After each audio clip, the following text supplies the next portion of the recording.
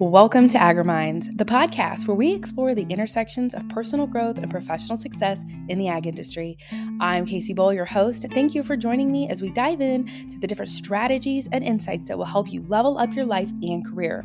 From mental health to leadership development, we're going to cover it all. So sit back and get ready to grow with AgriMinds.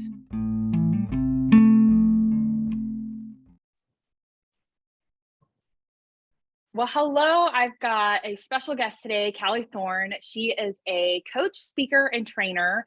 And we actually got introduced a couple of years ago through the John Maxwell, which is now called Maxwell Leadership Coaching and Training. And it has been a phenomenal relationship with Calli, just on a friend level and a professional level. And so I wanted to bring her on AgriMinds today to share a little bit about who she is, what her journey has looked like, and some of the ups and downs that's come along with that. So Calli, I'd love for you to take a second to just introduce yourself. Awesome. Well, thanks for having me, Kacee. I feel like sometimes the first question I always get asked is, where are you from, by the way? So I try to speak really clear. Hopefully I am. But we farm and ranch up in Northwest North Dakota. And I tell people we're about 2 hours from Canada and an hour from Montana. So kind of tucked up in that corner. And we're the fifth generation in that area. So my family's been here for a long time, raising crops and cattle and kids, we always say. But that's actually what we do full time right now too. My husband is from South Dakota. He actually moved up to our place. So he's on my family's original place. And we run a lot of cow-calf pairs, some yearlings. We have a background in feedlot. And then during COVID, we started selling beef, which was a whole nother adventure. And then I've got 3 little kids. I wonder how long I'll say little. I mean, they're getting older, but they're little still. Tylee, she is my oldest. She's 11 years old. And then I've got Kacee, he's my boy in the middle, and he's 9. And then we have little Lainey. She is 5 years old. And it'll definitely be different this fall because she'll be going off to kindergarten. So all 3 will be in school, which I think will be an interesting change for me. But kind of a big thing, a majority, like you said, how we met, that's where I spend a lot of my time is doing work kind of with the Maxwell leadership team. I run my own business doing a lot of keynote speaking or leadership training, hosting workshops or attending workshops and putting on different classes. And then a lot of teaching, training, coaching, all of that. And I kind of work with a mix, I guess, of adults and youth. Sometimes it's oil fields, sometimes it's banks, but a majority of my time is in the agricultural industry. So that's just a little bit about me. Oh, I love that. And I think that's why I'm so interested to hear what you have to say today. And we've touched on several of these topics just on our own, but I think something that the members of AgriMinds are looking for is figuring out how to balance it all, trying to figure out what lane we need to go down next, right? Like we talked, like you may be a business owner, you may be someone who is just starting off your career, or you may be somebody who's been doing this for years and you're just like ready to make a pivot. And so I think what a lot of the people within AgriMinds are kind of searching for is like, well, how did somebody else do it? What resources did you use? What decisions did you have to make? Did you have a support system? Like, what did your journey look like? And so I'd love to hear a little bit about like your professional journey and how your personal journey kind of intertwined with that. Like where were you at in your stage of life when you decided to make a leap? And, just what did that look like starting off? Like, let's just start there of the beginning of your professional journey and, how you had that personal piece in the back of your mind as well. Yeah, good question. These are always fun stories to share. And I think the interesting thing is people always love to hear the story because it sounds fun and exciting, but they wonder, do I dare or can I? And it's like, you'll never know if you'll have your own story to share if you don't try it. I mean, just like you, Kacee. So I'll go back actually a little ways. When I graduated from college, I have a degree in animal science and I worked for North Dakota State University as an extension agent or extension educator, some people call them. And I did that for almost 5 years. Absolutely loved it. I was kind of near home, knew a lot of people, did a lot of the agricultural work, but then youth and community involvement as well. So I did that. And I feel like that was one of my first big decisions, was when I was going to leave that job, because Tylee was 2 and I was pregnant with Kacee at that time. And this was me personally, I just kept having this thought, like, will I regret not staying home with them? And it just kept playing over and over in my head. And I thought, I don't want to ask that or find out. Yes, I did regret it 10 years down the road, right? If I left my job, I can always find another job. I can figure something out. That's, I think, is a thought that I've always had in my head, is I'll figure it out. And if we don't have that mindset, I think a lot changes for us, or we aren't even willing to try. And so I left that job. I still remember my mom, even when we came home, when my husband and I came home, when we were going to farm and ranch, she said to me, "Are you sure you want to do this?" And she said that same thing to me when I told her I was going to leave NDSU, because it's a great job, right? I mean, it's benefits, it's everybody knows you, you're very involved, and I love the work too. But she said, "Are you sure you want to?" And I love that about her, because she questions it, but also because I know she was a little afraid, probably for me, right? And I kind of laughed. I'm like, "Mom, I'm already nervous enough about making this decision, so don't make me question it even more." And so I did. I was home. And during that time, as you know, I did marry Kay pretty full time, because I was like, I want to keep working. That's just how I work. I love to kind of keep rolling and making things happen, and love business and entrepreneurship. And so I did marry Kay. I was in the top level for probably about 7 years. And then that's when I had this big decision to make again. For a couple years prior, you know how you just kind of, you probably do know how you just kind of have that feeling of like, God, something, like, it's great, things are really good, but it just feels like something needs to change. And it had been like that for a couple years for me, within that direct sales company. And I told myself, though, I said, I'm not going to leave without feeling really good about where things are at. And I think a lot of people, they do the opposite, like, work is hard, or there's a big challenge, or I don't get along with these people, the grass has to be greener on the other side, so I'm going to go see if it is.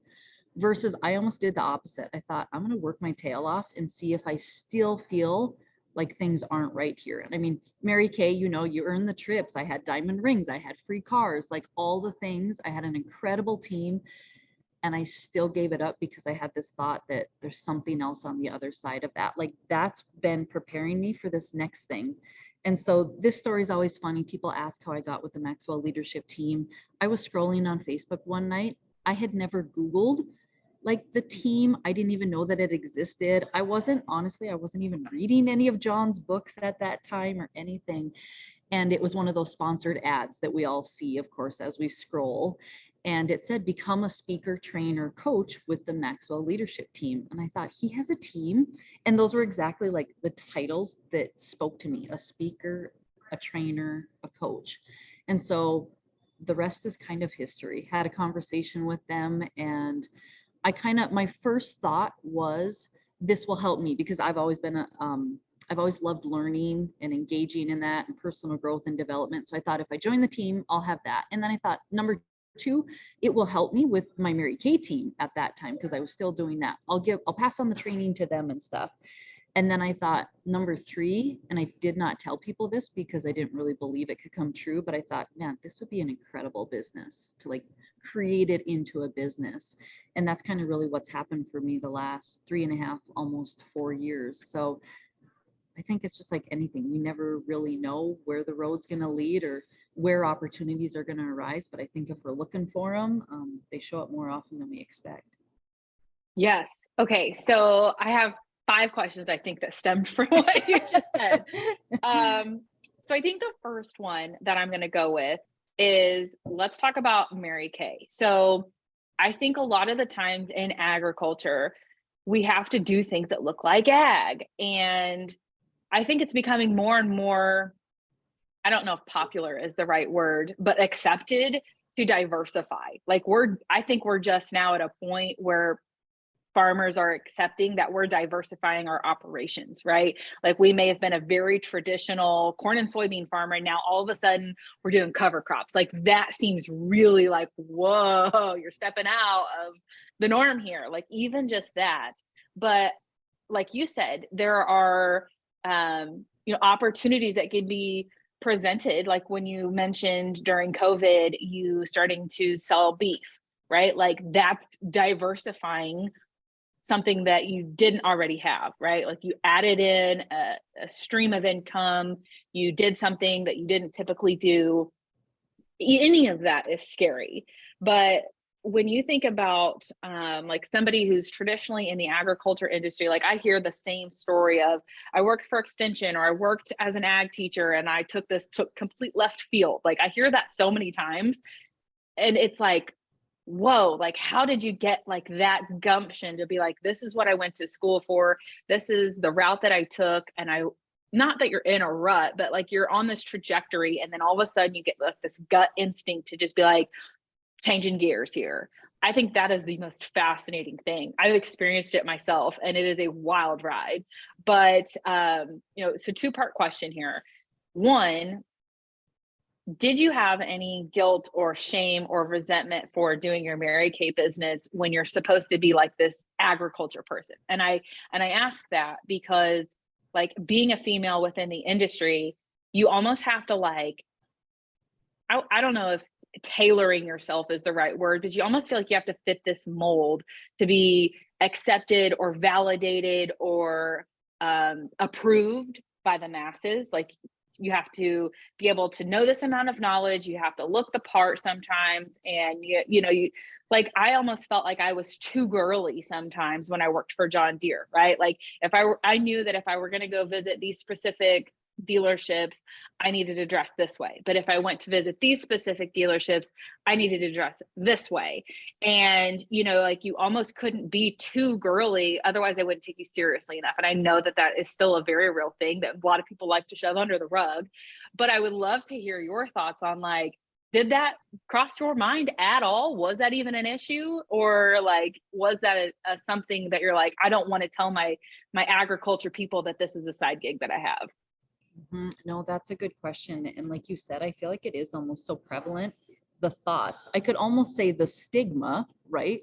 That thought of this is how it has to be, or you have to look like this, do this thing or whatever. I think when we work on our minds, like our thoughts, and I'll go back to that a lot because it is truly life-changing. I think when we can really recognize and control our own thoughts, which we can do with practice and stuff.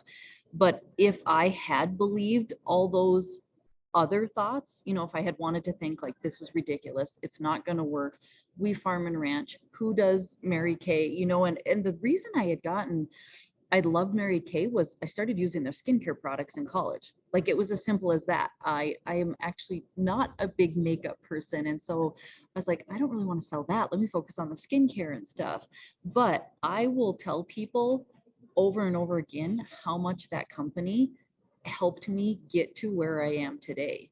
And I think that's the thing. If people really dive into it or learn or hear the stories from the people who are in it, maybe, I mean, we say that all the time about agriculture, right? Like talk to somebody who's in it and living and breathing it every day, and you'll probably hear a different story than what the media says, for example.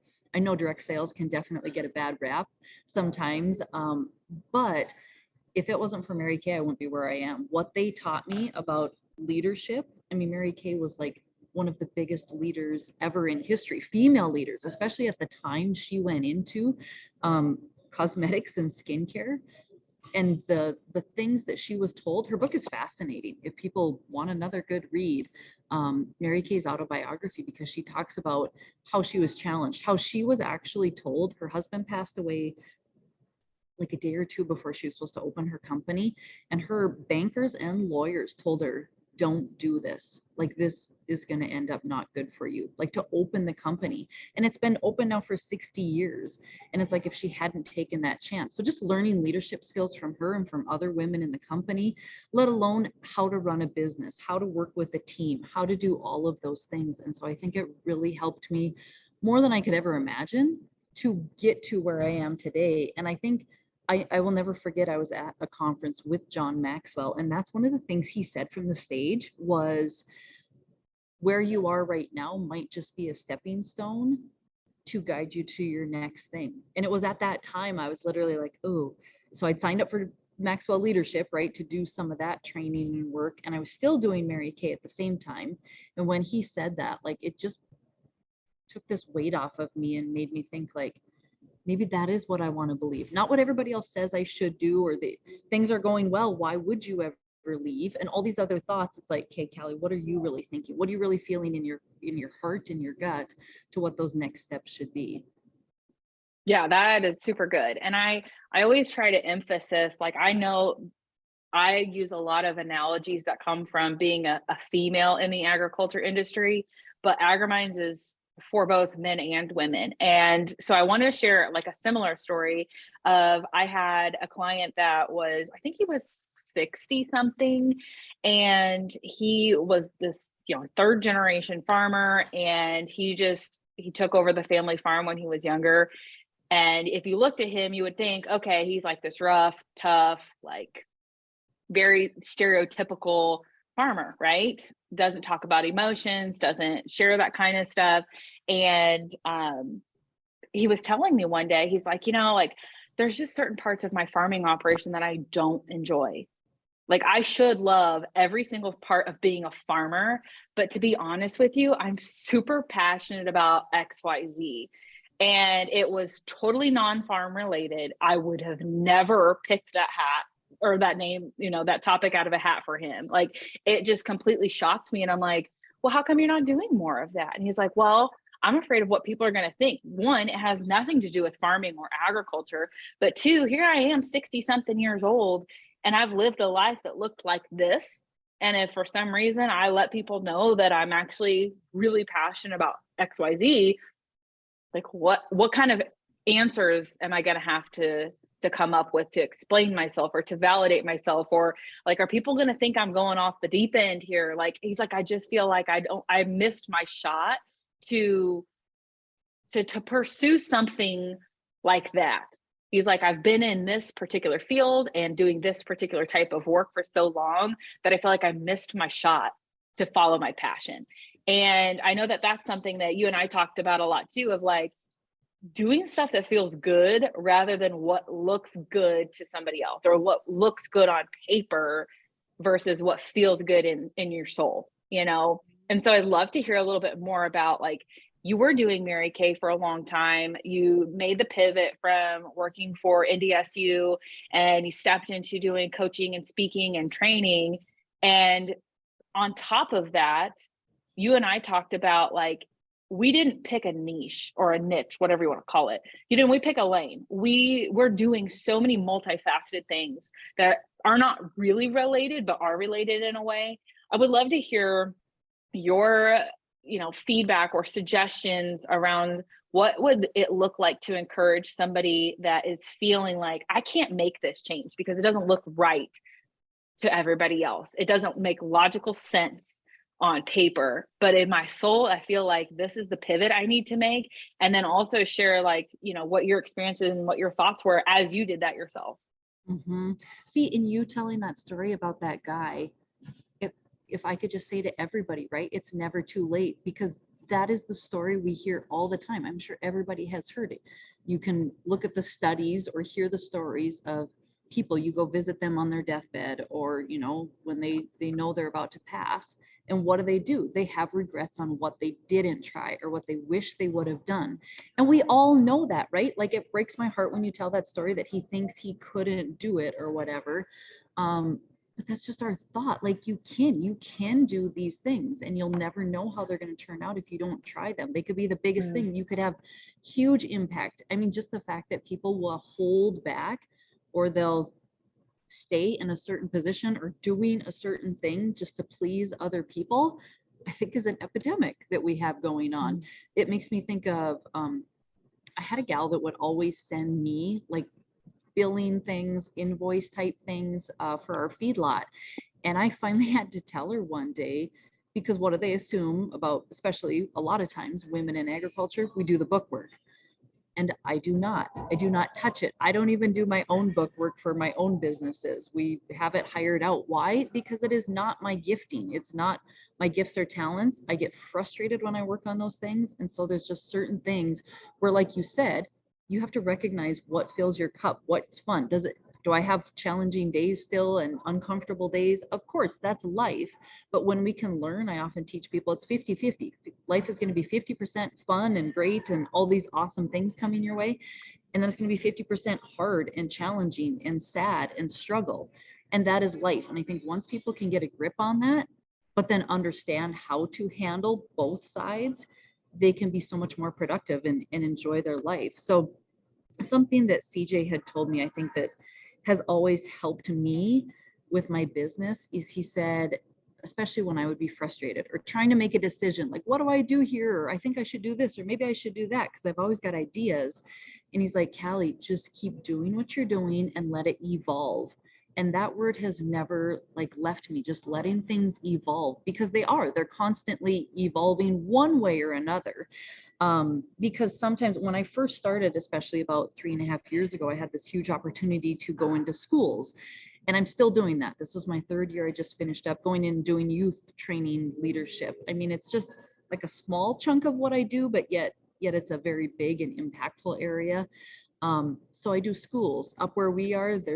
We're big in the oil field. So sometimes I'm training for oil field companies, or I've worked for doing contract work for banks or even dentists, right? Just personal leadership growth, professional development for those companies. And I think that's a big thing, is I've left my door kind of wide open to who I work with. That's on top of course, all the agricultural groups and stuff. But I think had I closed that off, I wouldn't have grown myself even as a person too, because like you and I, like you said, we've talked where people are like, you have to niche down. You have to create this small, narrow funnel. You want to go deep, not wide. And you just hear those things constantly. And I thought, but I'm just starting. I'm loving this all. Look at the contacts I am making, right? And I think then eventually, like right now, it's starting to evolve more towards just the ag industry, which is what I love. Those are the people I love being around, connecting with, working with. And it's ironic because somebody just messaged me the other day who knows me in the ag industry, but wants me to potentially come do training at their bank, right? And so it's all about connections, I think, in this industry. And I think the big thing you have to ask yourself is, can you get good feedback from people like you and me, right? Have good conversations or have great coaching sessions where I'm not going to tell you what to do, but I can ask you some good questions, right? To help you figure out what you should do. And I think that's the thing that people have to ask themselves is, does it make sense to me? It might not make sense to my mom or to my husband or to my friends, or it might not even make sense in this industry, but does it make sense to me?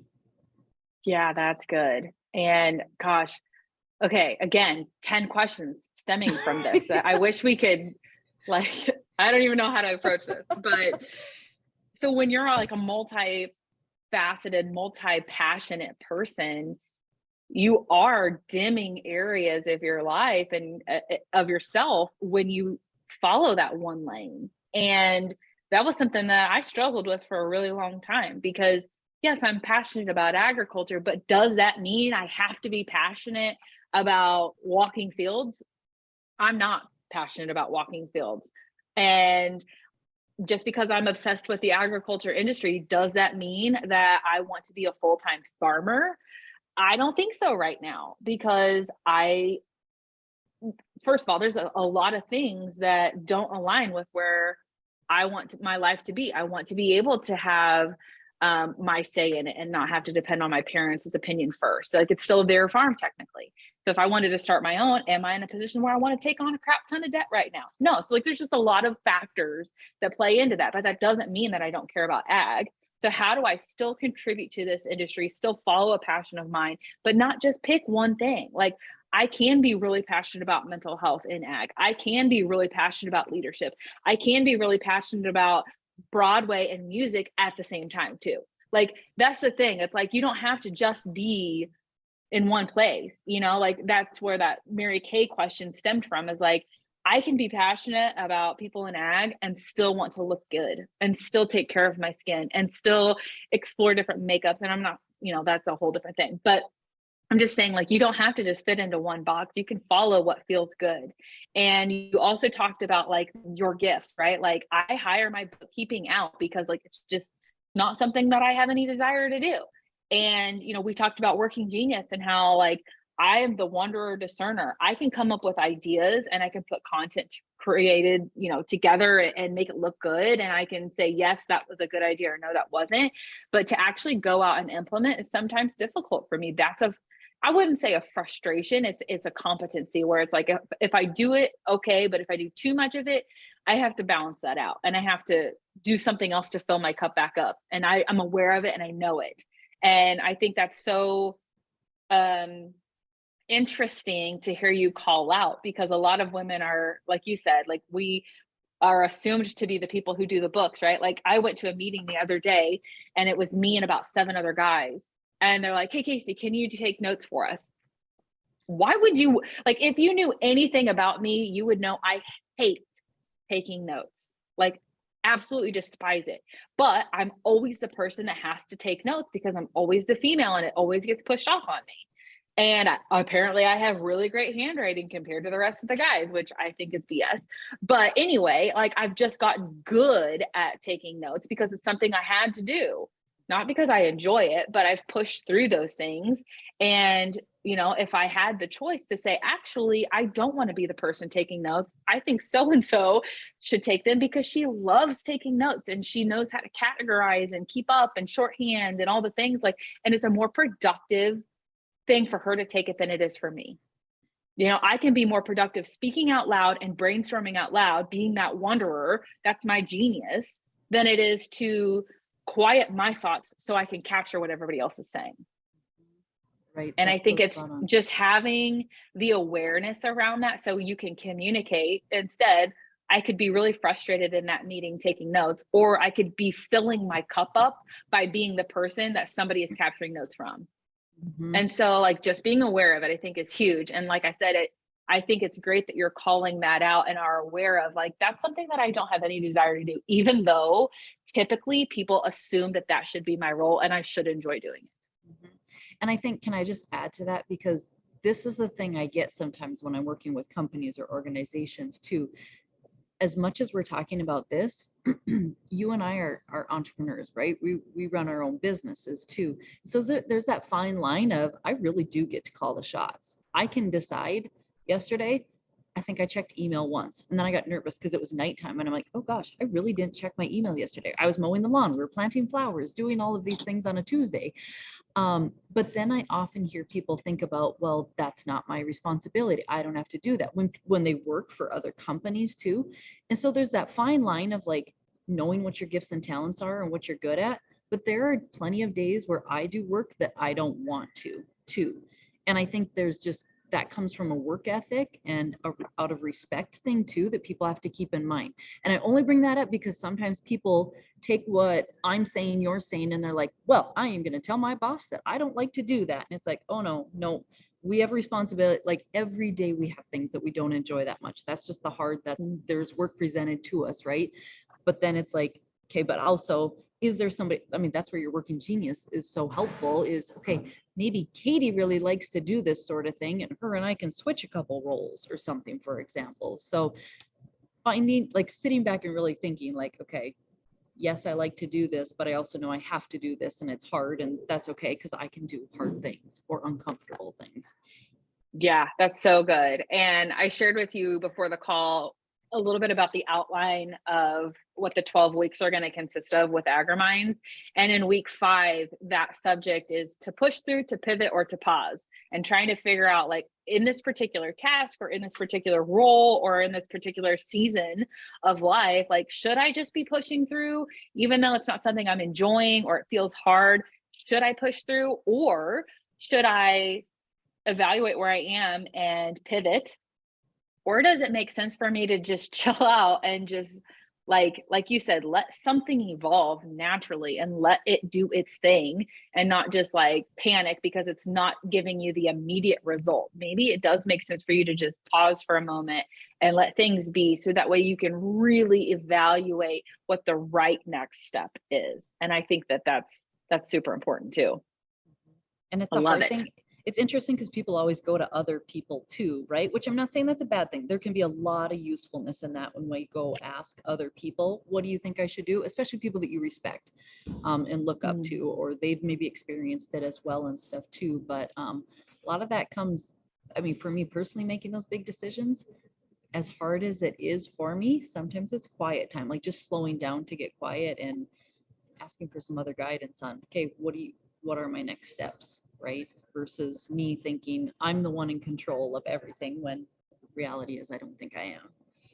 Yeah, about a year or maybe a little bit further of that, you and I, we were in a mastermind. You led the mastermind, I joined it, and it was about intentional living. We went through a John Maxwell book, and I remember going through that same thought process of like, what does the next step look like for me? And typically I go to my husband for his advice or his opinion on like what my next step should look like. But having something like a mastermind of people who are neutral, they're not emotionally tied, and can provide an outside perspective, like what Agriminds is planning on doing for people who are like maybe bringing an obstacle to the table, and you're like, oh, I've also been through that, and here's what happened with me from my perspective, but then also here's my working genius, and I can provide an insight to an area that you're struggling with. So like if somebody comes to this and they're, let's just say an employee, and they're like, I'm struggling because like I am burnt out in my job. I should love this. I went to school for it. I enjoyed college. I enjoyed the first 5 years of it. And then I got a promotion or something happened and I like completely got burnt out. And it's like, oh, it's because when you got promoted, you stopped doing the thing that you went to school for, and you stopped doing what you actually did for the last 5 years. And you were so good at it that they wanted to promote you. But being a manager now consists of managing the people that do the thing that you love to do. So that's why you're burnt out. And so like, it's like, whoa, I never realized that. So we're putting in that working genius piece to figure out like, oh, it's the actual type of work, not the work, but the type of work that you're doing. And again, being able to have all those different pieces of different perspectives and different resources that people can help you that are not emotionally tied and not, a family member or something that is going to have an opinion of what you should probably be doing with your life, I think is so important. And so, like I said, I got a lot of that clarity when I joined your mastermind. And I just find the power in connecting and being around a community of people that are not necessarily your friends or family, and maybe not local, because you're bringing some personal things to the table that maybe you don't want other people in your community to know about yet. So I would love to hear, like outside of masterminds, or maybe in addition to masterminds, what are some other resources or things that you put in place to help you make decisions, to sharpen your skills, and just continue to evolve both in your personal life and your professional life? Yeah, good question. I feel, isn't it funny, especially, well, I always say that, I guess, just the line of work that I'm in, to be surrounded by a lot of people who are in leadership, or they're wanting that personal and professional growth and development. And so, I mean, besides the books, the podcasts, the masterminds that I am part of myself, the professional development trainings that I pay good money for to go to, because I realize the payback on them, even just the connections alone that are worth it. I think so much of it comes with who I'm surrounded by, right? That is a huge thing. And that's what I think about when I, like you just said, who you're with in different groups, or when I travel to different things, or when I link up with somebody that I maybe didn't really know that well, just how much I can learn from other people in that process, and the connections that I make with them and stuff, I think makes a huge difference. And that is what helps me a lot to keep progressing. But I am also one of those people that I love to learn, which has its pros and its cons. So I could sit and watch videos all day and go to trainings and all of those things. But it's like, okay, when have I been applying? Like, am I applying these things and passing them on to others? So sometimes I honestly have to check myself on that and make sure that it's not just the taking in the information, but there's actually action on it then. Yeah, I remember when I was at one of the John Maxwell events last March, that was the biggest aha moment for me, was when he said, learn a little, do a little. Actually, it might not have been him. It might have been,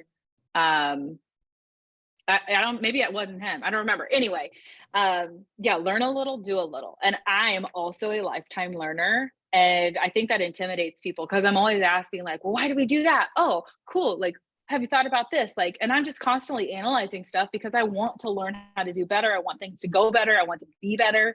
And I almost get caught up in learning so much that I forget so much too, because I never actually applied it. And like, you could also say it as like, I'm the plan to plan to plan to plan kind of person. And I get stuck in the, oh, this calendar has to look perfect. Just go do the thing that's on the calendar. Like, and like yesterday I saw your planner stories on Instagram and I'm like, I can't tell you how many planners I've spent money on, like way too much money. Like I bought like a $65 planner thinking that this was going to be the thing that got me organized. I've never used it. I can't do paper planners. I've tried. Google Calendar is the only thing that helps me stay organized. And like, I want to be that person that has the fancy fancy planner and, gets it all done. And then I'm like, turns out I just need to use the free Google Calendar and be done with it. I can color coordinate, but like I wanted the fancy quotes and I wanted the prompts that, made me think about how my day went, and I want to track my habits, and I want to, track all the things and meal prep and all that stuff. And it's like, turns out like that was just a big old waste of money for me, but I had really great intentions. And but the good thing is like you tried it and like there are people though, I mean, I'm thinking of even bigger things than just planners, right? But like they never try it to see, right? The other day I had just said something about comparison. My friends, so I like to run too. Well, like to, there could probably be different words there. I enjoy it, the perks of it. And I attempted my first ultra marathon last summer, and I might do it again this summer. But my friends had said, hey, do you want to go run today? And I'm like, oh my gosh, I'm in town. I live a half hour from town. I'm like, I can't go home and get my stuff, and my schedule is full for today. And they had went and done 11 miles, which that's a lot. And I got home and I thought, right, I could compare. I am behind. Oh my gosh, they already went out into the hills and ran. They already did 11 miles. They this, that. And I could have it make me like pause and get still. Or I always say, if you're going to compare, do it so that it benefits you. I thought, well, if they're running, I better go run. So I did like 6 miles the next morning, right? So do it in a good way. Same thing with the planner, right? It may not be for you, but at least you tried it. And it's like, okay, I know that I don't even need to waste time and energy comparing to what kind of planners they like because I use the Google Calendar. Oh, okay. So we may need a part 2 on this podcast. So something that you mentioned was like, I like to run. And then you're like, well, I like the perks of running. Like I like what the results of running gets me. And I think we could use this in so many different ways because the process may really suck, but you like what you get from doing that process. Like you like the results, whether it's the endorphin high, whether it's the body that's healthy and your clothes fit better. Like, you know what I mean? Like there's so many things that can come with that. It could be a mental or a physical thing. But I think if you just apply that to just life, right? Like there are certain things in life we have to do that suck. Like they're not enjoyable. They're painful. They drain us, but you like what that outcome is going to bring. And I loved that so much because, I'm sitting here thinking, I hate running, but I love yoga and I love the results that it gives me. It still gives me that endorphin high. It still helps me feel like I'm, getting a workout in. It does help me stay in shape. So you and I are going after the same results or outcome or feeling or perk, but we're going about it 2 very different ways. And so when you talked about like, you have to realize like what's going to work for you. And, thinking about our personal or our professional journey, like we can still end up the same places that we're seeing somebody else end up. Like like when I talked about doing coaching and speaking before I actually took the leap, I talked to you about that. And I'm like, here's where I'm at. Here's where I want to be. And here's how I'm going about it. But this doesn't feel quite right to me. This is what I saw somebody else doing, but I don't want to do it that way. And you said, you know what, you just have to do it the way that makes sense for you. And I kept, kind of sharing with you like how scared I was and how like nervous I was that I was going to fail. And I was so nervous that my results weren't going to be the way that I thought they were going to be. And you just kept saying, you just have to start, and you can adjust along the way, and you can realize what's working and what's not working, but you just have to start. And so I wanted to make sure that I called out those thoughts that I was having, because I think that that's so important. We can be after the same goal. We can like the same thing at the end, but our journey may look really different at the same time. And I think that's why I love masterminds like you're doing, or even having a coach in your life, because I mean, we're talking together right now, right? There's so many people that are off on their own and don't have that thinking partner, or to have these conversations to figure it out, right? To be able to throw the ideas around, to actually get coached on and have conversation. And going back to, I had just read this the other day in a book, speaking of like, yeah, running may not always be that fun, but man, the endorphins or the results or just the health benefits, all the things, right? And in this book, it said something along the lines of, be fine or be okay with the mundane, even the boring. There's a lot of things that might be boring, but man, they get me good results. And that's why I'm going to keep doing them. There's a reason I don't get a thrill out of brushing my teeth, but for some reason I show up and do it every single day, right? I've done a mile, whether I've walked it or ran it or done 10 miles, like I do a mile every single day. I've done it for almost 4 years, and I've missed one day. Out of almost 4 years, I missed one day. But it's like, it's not always that thrilling, but like, why not stack some good habits? Yeah, absolutely. And I think you mentioned earlier too, of like, I, as a coach, am not here to solve your problem or to tell you the answers. What we do as coaches, and what John Maxwell even shares, is like, here's really good questions. And so if you're someone who cannot invest in themselves, which I highly recommend doing, I think it is going to give you the return on investment times a million. But, if you're in a position where you can't, financially invest in yourself, invest in someone that can ask you really good questions. Build a relationship with someone that asks really good questions. You don't have to pay them, like it can be a friend, it can be somebody at church, it can be a coworker. Just sit down with them and say, you ask really great questions, and I'm not looking for you to solve anything for me. And I don't necessarily want your opinion. I just need you to ask questions to me so that way I can brainstorm. And if you find someone that is a good question asker, or like that wanderer or discerner within the working genius, they will absolutely eat that up, and it will not feel like a burden to them, and it will not feel like work to them, because you're filling their cup up by doing that. So if somebody approached me and said, Kacee, I want you to help me implement this strategy, I'm going to be like, oh, I don't want to step in and help you.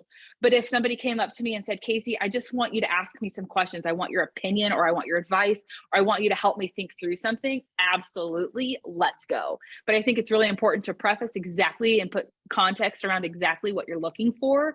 Because like, I know with my husband, I can say, what's your opinion on this? And I really didn't want his opinion. I just wanted his approval or support, I guess you will. Not necessarily like I already made my mind up, and I know what I'm going to do, and I know how I'm going to go about it. But I guess I just wanted to just like hear him say, that's a good idea, I support you. So I have to change my wording around to really say like, this is my intention. You know what I mean? And so I think, like you said, just finding somebody and supporting, or finding someone that can support you in that way, not solve your problems, but just benefit you in that way is so important. So I absolutely encourage people to join a mastermind or a network, organization, whatever the heck it is. Spend the money, invest in yourself, and I'm telling you, it'll be a game changer. Absolutely. That's I do a lot of communication work with people. I do DISC training, if people have heard of that. So it's a lot of communication or behavioral styles. And what you just said though is so key. Like, you have to tell people what you're looking for, right? That I just want you to listen to me today, or I want you to ask questions, or I do want your opinion. And yeah, I think that's huge. Oh, that was the only thing that saved my marriage at one point, was because I assumed he knew what I was talking about. And I would just get so frustrated because, and we were just so not on the same page. And then when we, you know, started asking other people for advice, that was the one of the things, like, legitimately just spell it out. Like, what is it that you want? Don't assume that they know what you're thinking. And like I said, that can go with working with, you know, people at your job, whether it's a coworker or a manager or even a client, but it can also affect your personal life too, like your family and your friends and, you know, the people that you're, you know, volunteering with, whatever. I mean, just spell it out, like really get intentional with what you want to say. And a book that I read was called Smart Brevity. And I honestly didn't know anything about it. I was like, I don't even know what brevity means at that point. Like, I didn't even know, but it was a book at this library that I took Hudson to, and they were handing out copies of it for people to just give feedback on. So you didn't have to check the book out and you didn't even have to really return it. It was just a free book that, like, hey, if you like this book, write a review. And if you like it, then we'll stock it here. And so I read the book and I'm like, I got to purchase this book because, like, I want to go in and make notes and I want to highlight stuff. And that Smart Brevity book taught me how much it brought awareness to how much fluff I use. And I'm super aware that I use a lot of fluff in my words, but, you know, I don't have to give this, hey, I'm thinking about maybe running to town and I need to get this, this, and this. It's like, I'm going to the grocery store. What do you need? You know what I mean? Like, just say what you want to say. Clarity in the conversation, right?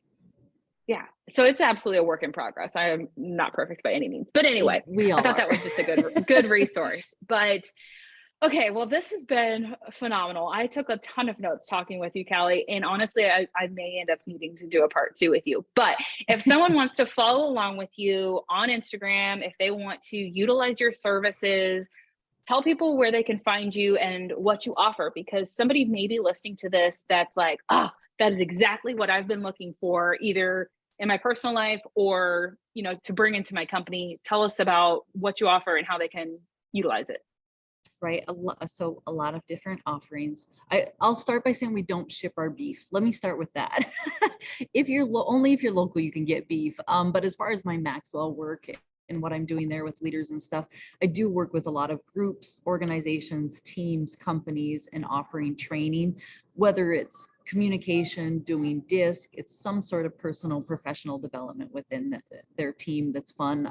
The leadership game, which is an awesome way to connect and have some deep conversations within groups. So that's an awesome thing. I run masterminds here and there. I'm really excited. I have an online course that will be coming later this year, so they can find details on that. A big place they can go to get connected, though, is just go to my website. It's www.callithorne.com, and I'm sure Kacee can share the actual spelling of that. I always say no E on Calli, E on Thorne. So callithorne.com, but otherwise, Facebook, Instagram, I tend to update my stories and share stuff there with people. But that's the best place. If they're ever looking to join a mastermind or interested in a group or one-to-one coaching, would be to reach out via my website. And the other thing that I was going to mention too, we covered a lot of the work that I do, but I didn't mention I do mental health first aid trainings too. So if there is a team, I've done this privately for companies. I actually have one coming up for a rural fire department where they want mental health first aid training. So I always tell people it's like first aid CPR, which I think I've taken probably 3 times in my life. And thankfully I've never had to use it. Mental health first aid, I bet I use it daily, if not every single week. And so it's something that I just feel very strongly that everybody should have, especially how everybody's doing, right? And it talks about what are the signs and symptoms, how do we break the stigma? And it's a really fun class. People hear like, oh, mental health first aid training.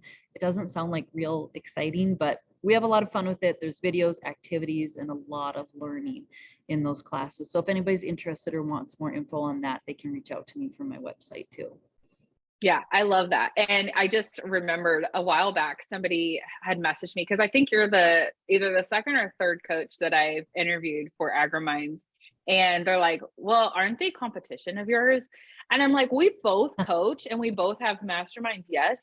But honestly, like, we offer such a different perspective, a different background. You know, we focus on different topics at different times. And so, no, I don't view you as a competition. I view you as like, we're after the same thing, is that we just genuinely want to help other people within the agriculture industry feel supported, empowered, confident, and clear about the things that they're wanting to do, and actually have the stuff in place to get it done. And, you know, so if somebody's thinking that, like I said, I got a message about that last time, and I'm like, honestly, like, I'm not worried about it. Like, there are a billion people on this, more than a billion, but billions of people on this planet. And, you know, I have 15 spots in Agrimind. And so it's like, I don't think we're going to, there's not an issue. You know what I mean? Well, and that goes so much to, like, where I work with people is your mindset. You could think this is, it's a state of being fearful, really, you know, right? Or lack of versus abundance. Like, there are so many people out there. Kacee and I can't cover them all, you know, and like you said, we could have the same exact mastermind, and I would do things differently and you would do things differently. And so it's just, I have learned how unique I think, though, truly the ag industry is. And I have so many connections, and I will often have some big name speakers who will text me and they'll say, hey, I just gave so-and-so your name. They're going to call you about this topic or about providing a keynote for them or something. And so, like, it just warms my heart that we are so giving, many, right, in sharing each other's names and masterminds and classes and what we have to give, because somebody's going to find something within there for them or their family or their team. Yeah. Oh, and I love it. And I think I have hired probably 3 or 4 different coaches, because every single one of them, like, one has helped me with their mindset, my mindset. One has helped me with my business. One has helped me tapping into my creativity and my own, like, Kacee, you know what I mean? And so I just, like, I think it's so cool to be able to know that there's options about that. And like I said, you can either, like what you said, you can either view it as a competition, or you can say, you know what, I want you to share what you have to offer, because if I don't, I still want somebody to know that that kind of thing exists. And if it's through Calli, I want you to be that person for them. And there may be someone that, you know, that you're just like, actually, Kacee may be a better fit for you than I can on this one. And like, listen, like, that's how we win, is because we're not focusing on those negative things that could potentially hold us back. We're focusing on, like, what's the big picture here. And it's generally just to help other people out. And so, you know, that's why I wanted to just make sure I called that out, because, you know, I want you to feel like you can share your offers and your services, because you may have something that I can't provide to somebody. And I want them to know that that stuff does exist. Because if I didn't share what you know, if I didn't allow you to share what you had, we may be limiting the opportunities or holding somebody else back. And I don't want to do that. I feel like it shows, like, where people's hearts really are, if that makes sense, right? If I say that I'm here to help people become better, get better, have better lives, whether it's in the ag industry or just as individuals as a whole, right? Then I have to show that through my actions, and that's opening doors of opportunities for them. Well, and when you know what your gifts are, like, you're okay with saying, I don't have to be good at that, or that doesn't bring me joy. Even though I'm a coach, there are certain people, certain types of people, or certain types of problems that don't bring me joy to help people solve. You know what I mean? So I think just being aware of that, you can kind of relieve yourself of that pressure, and, like, you remove some of that guilt too. So anyway, whole nother story, but this has been so good, I feel. So I just wanted to say thank you for joining us. And yeah, I thought this was so good. I may have to have you back on so we can do part 2, but thank you again for taking the time to talk with us today. You are so welcome. Thank you for the invite and all that you're doing to help make people better as well. We appreciate it. Thank you.